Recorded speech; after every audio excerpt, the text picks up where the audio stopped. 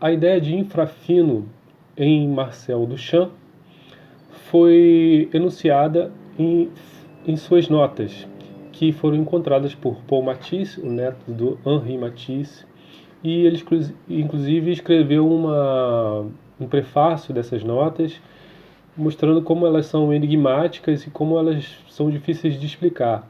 Então, para isso, eu vou me basear, para fazer esse vídeo, em dois artigos. Um é da Erin Manning, que fala, cujo título é Por uma Pragmática da Inutilidade ou o Valor do Inframince, e da Patrícia Dias Franca Uche, Inframince ou Um Murmúrio Secreto. Inframince é uma outra forma de falar sobre o infrafino, né? E o infrafino, então, são evocações dessa ordem sensorial, da ordem do sensível, né? E tem uma dimensão enigmática e simbólica. Não é à toa que o Paul Matisse, quando escreveu o prefácio, não quis dar nenhuma explicação, nenhuma nada que fosse dessa ordem do explicativo. Tanto que o próprio Marcel Duchamp fala que o inframince, ou o infrafino, ele é mais exemplificável do que explicável, assim, né? Mas a gente pode desenvolver algumas coisas. É, é um conceito, né, do Duchamp que fala da imperceptibilidade no perceptível. O Duchamp descreve o infrafino como o mais ínfimo dos intervalos, ou a mais mínima das diferenças. Dele só é possível dar exemplos. Então ele está pensando numa percepção artística, tentando levar a novos limites, né? E por que essas notas são tão interessantes e tão importantes, né? São tão intrigantes? Porque elas falam do que, no fundo, o que a arte serve, né? É um motivo para saber coisas, né? É uma relação com o tempo, né? A questão dos intervalos e a produção de sentido, de sensações, de pensamento, no final das contas, né? E o Duchamp vai procurando palavras para descrever isso que se passa em torno de nós, que aquilo que é invisível, mas que pode ser escrito, né, pelo menos. Forças significantes existem no mesmo nível que as forças físicas, que as forças da mecânica newtoniana ou mesmo quântica. E aí, qual será que o infrafino está em tudo, né? Ou só apenas na percepção artística? E, por exemplo, nesse barulho agora, existe um intervalo que a gente não percebe? É um barulho mesmo? O que está implícito nessa nossa percepção do barulho de uma pessoa cortando provavelmente alguma coisa, né? Será que isso pode levar a novos níveis de sensibilidade? Ele fala desses fenômenos que são justapostos, mas justapostos em muitos planos. Então, daí a dificuldade da gente falar um pouco do infrafino, né? E é possível mais através da alegoria do que exatamente de uma descrição. E, bom, entre alegoria e esquecimento se trata de uma polaridade. Por um lado, esquecemos alguma coisa, apagamos, e por outro, a gente alegoriza outras coisas. Então pensamos também de forma figurada, o que quer dizer, no final das contas, nós ficcionamos algumas coisas, né? Ficcionamos memórias, ficcionamos ações. Contém a materialidade, o Duchamp fala o seguinte, o infrafino é o possível, né? Não é uma coisa que está impossível, que não acontece. Ele está lá, mas ele está quase não perceptível, né? Ou imperceptível na perceptibilidade. E aí é perceptível, mas infinitesimalmente.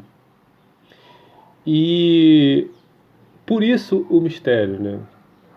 O esquecimento, o infrafino são esses intervalos, né? Como eu falei, intervalos imperceptíveis. Então, vou ler algumas notas aqui do próprio Duchamp para tentar caminhar um pouquinho, né? A primeira nota é essa: o infrafino o possível é um infrafino. O possível implicando o devir. A passagem de um ao outro acontece no infrafino. A nota 3 diz o seguinte: portador de sombra. Sociedade anônima dos portadores de sombra, representada por todas as fontes de luz: sol, lua, estrelas, velas, fogo.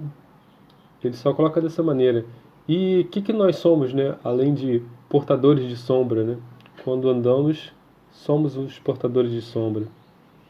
O que é o infrafino?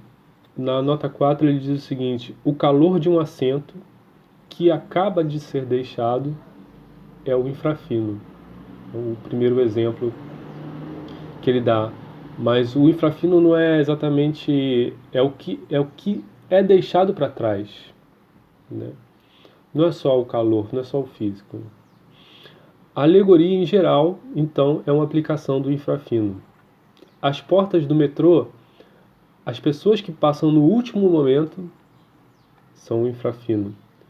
As calças de veludo, seu som sibilante ao andar pelo atrito das duas pernas é uma separação infrafina assinalada pelo som. Separação infrafina entre o som de detonação de um fuzil muito próximo e o aparecimento da marca da bala no alvo, numa distância máxima de 3 a 4 metros. O infrafino, então, acena na direção desse corte do acontecimento, procurando um modo de tornar sensível aquilo que nunca tomamos de forma concreta. Mas o infrafino, ele faz toda a diferença. Por essa razão, o infrafino pode ser apenas exemplificado. Ele está em camadas, né? Ele está em cascatas, ele está nessa ficção, entre a ficção e o que a gente transforma em ficção, e a alegoria que nós fazemos e os nossos esquecimentos. Definir, então, o infrafino seria dar uma forma que lhe escapa.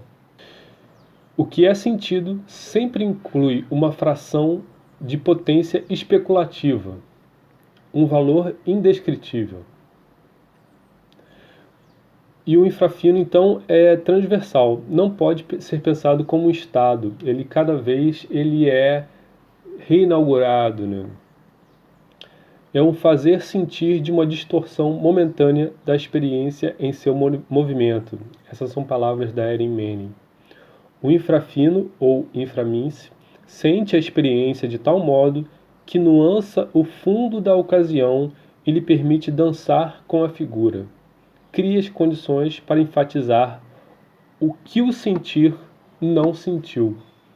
O infrafino mobiliza o diferencial, aquela parte da percepção na borda da perceptibilidade, em que o que é mal sentido ou o que não